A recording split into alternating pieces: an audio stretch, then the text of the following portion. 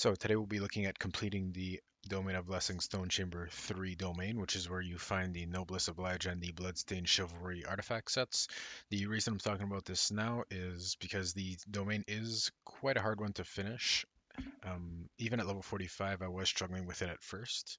So in the actual domain, you are fighting 3 Abyss Mages, 1 Pyro, 1 Cryo, and 1 Water. So it's just 3 units, the 3 Abyss Mages all at the same time.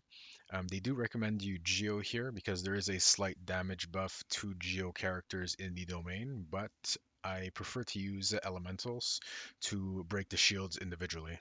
So if we move on to the loading screen here, we can see that my roster is a little bit 5-star heavy, but you can do this if you have the elements in the 4-star version. So instead of Tartaglia, you could use, let's say, Barbara, so you could run a healer at the same time.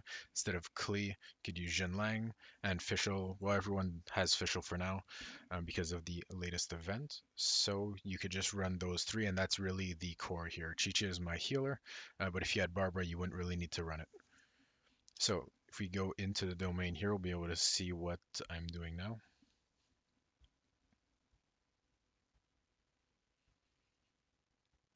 So this is why I mentioned Geo was recommended. They do have a 75% boost here, but this is where the actual tip starts. So in regular domains, we're running up right to the key, right to the middle, and I usually run straight through into the middle to start fighting the mobs at the center. But what you want to remember here is that the Abyss Mages spawn, one spawns in the middle and then one on each side. So in order from left to right, they spawn Pyro on the right, Cryo in the center, and Water on the left. Each one has their own role in kind of killing you in this domain.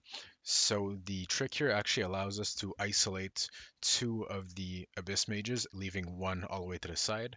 So if you move over to the right before you hit the domain, you could actually isolate here. You could isolate and leave the Water Abyss Mage for last. So if we see here, I start it and I run immediately to the right hand side here and I start fighting the Pyro. So this is why I mentioned you wanted to bring the Water character in here to just break the shield as fast as possible. Because there will be a slight delay before the Cryo Abyss Mage starts hitting you. And even while I'm fighting it here, notice that I went and started pushing the Abyss Mage towards the right hand wall to give myself even more distance from the Water Abyss Mage on the other end of the domain. This is just to give myself some room to play with in case the mage starts to teleport.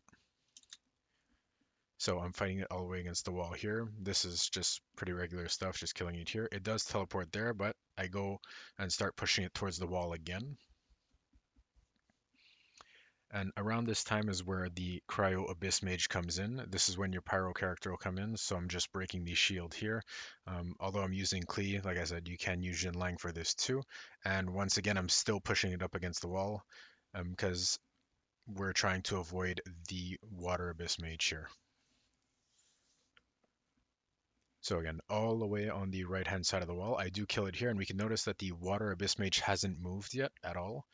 And this is, we'll see here the actual reason why I'm doing this tip is because once you get locked up like this, then the Cryo Abyss Mage, if they're all attacking you at the same time, will freeze you, and then the Pyro Abyss Mage is actually the one that does the damage. So if you actually get locked up and frozen there, the Cryo Abyss Mage can just one-shot you, and losing one of your main characters in, well, a 1v3 is going to be pretty detrimental, and it will pretty much just force you to restart. So I was having a pretty low win rate when I was trying to fight D3 at the same time.